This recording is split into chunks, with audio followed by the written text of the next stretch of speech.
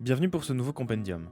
Aujourd'hui, nous parlerons de l'une des créatures les plus emblématiques de l'univers fantastique, et tout particulièrement de Donjons et Dragons, la mimique. Certains pensent que les mimiques furent créés par de puissants magiciens, fatigués de devoir défendre eux-mêmes leurs affaires, et que, ingérables de par leur vitesse de reproduction, elles auraient fini par se répandre un peu partout. D'autres pensent qu'elles sont originaires d'outre-terre, aussi appelées plans de la folie, plans connus pour être l'habitat des tyranneuils et des flageurs mentaux. Nous allons commencer d'abord par une petite description. Les mimiques sont des monstres de relativement grande taille, occupant généralement un peu moins d'1 m3. Elles peuvent prendre sensiblement n'importe quelle forme, allant du célèbre coffre au trésor à la porte d'entrée, voire même à un cul-de-sac d'un tunnel. Il est réducteur d'imaginer qu'une mimique ne soit capable de prendre que l'apparence d'un objet du quotidien, même s'il est vrai qu'elles préféreront ces formes, car plus efficaces pour piéger des aventuriers. Elles sont donc capables de modifier leur apparence, mais aussi leur texture, imitant le bois, la pierre et le métal à la perfection, et ce, sous toutes leurs formes et couleurs. Sous leur état d'origine, leur peau est granuleuse et grise et s'apparente à l'aspect du granit. La limite tient dans leur volume. En effet, une mimique pourra prendre l'apparence de n'importe quoi tant que le volume reste le même. Pour réaliser cet exploit, les mimiques utilisent leur substance interne.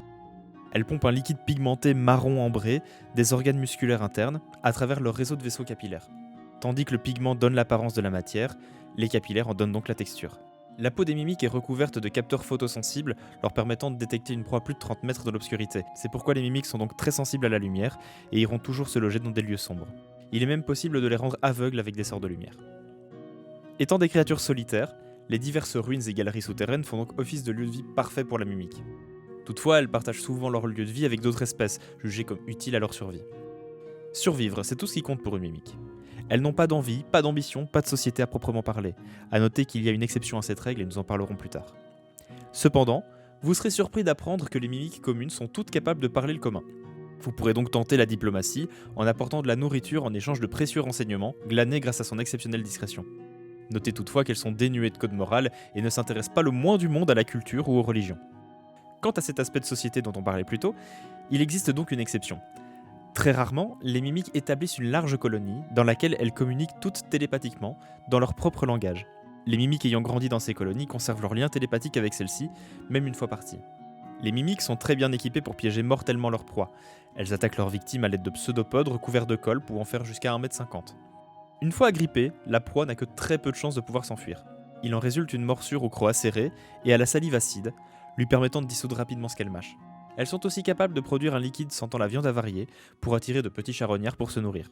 Elles sont immunisées à l'acide, sont capables de neutraliser leur colle à volonté et sont insensibles aux moisissures. Si vous parvenez à vaincre une mimique, vous pourrez récupérer son trésor, ainsi que sa peau pour servir d'ingrédient à la réalisation de potions de polymorphisme, leur colle pour la revendre à un alchimiste, et même leurs organes internes servant à la réalisation de parfums et de nourriture, considérées d'ailleurs comme luxueuses dans certaines cultures.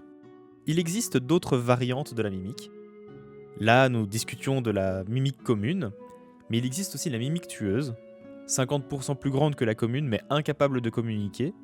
Elle attaque tout ce qui passe sans distinction. C'est généralement la mimique à laquelle tout le monde pense, lorsque l'on dit le nom mimique.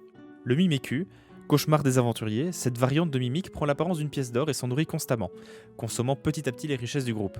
Je ne vais pas trop en parler maintenant car une vidéo dédiée au miméku verra le jour à l'avenir. Et pour finir, la mimique gargantuesque, pouvant prendre la forme d'une maison, d'une tour en pierre et de tout autre objet de très grande taille, ce sont des mimiques très anciennes ayant réussi à se nourrir indéfiniment jusqu'à prendre cette forme. Elles se nourrissent généralement des personnes entrant directement en elles. Voilà, vous savez tout ce qu'il faut savoir sur les mimiques.